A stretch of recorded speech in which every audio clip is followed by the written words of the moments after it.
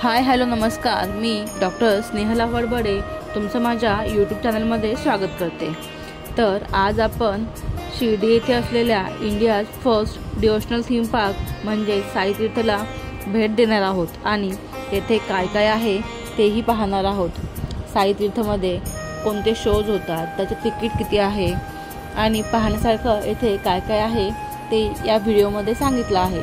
तर व्हिडिओ शेवटपर्यंत नक्की पहा आणि आवडला तर चॅनलला लाईक, शेअर आणि सबस्क्राईब नक्की करा।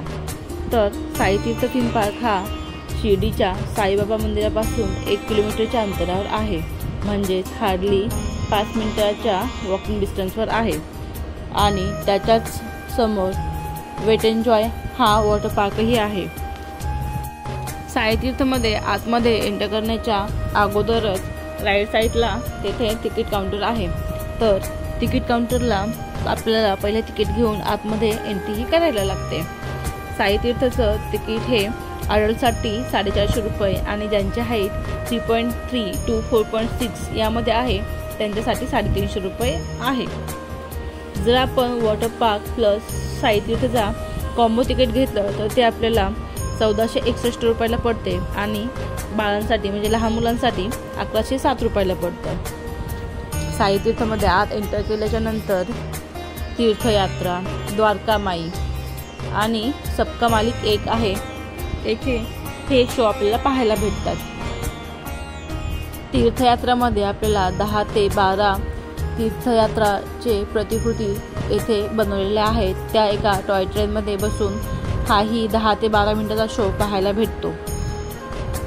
ह्या तीर्थयात्रा या सेगमेंटचा मी डिटेलमध्ये व्हिडिओ सेकंड पार्टमध्ये टाकेल, तोही तुम्ही नक्की पहा।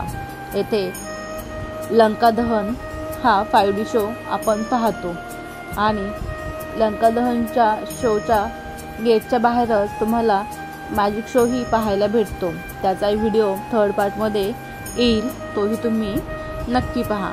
त्यानंतर तीर्थयात्रा संपल्यानंतर आणि लंका दहनचा 5D शोचा आनंद घेतल्यानंतर द्वारकामाईचा रोबोटिक शो आपल्याला इथे पाहता येतो, ज्यामध्ये साईबाबांच्या काही गोष्टी ह्या सांगितलेल्या आहेत। त्यानंतर सबका मालिक एक हा 1 तासाचा साईबाबाच्या जीवनावर आधारित मूव्ही आपल्याला येथे पाहायला भेटतो।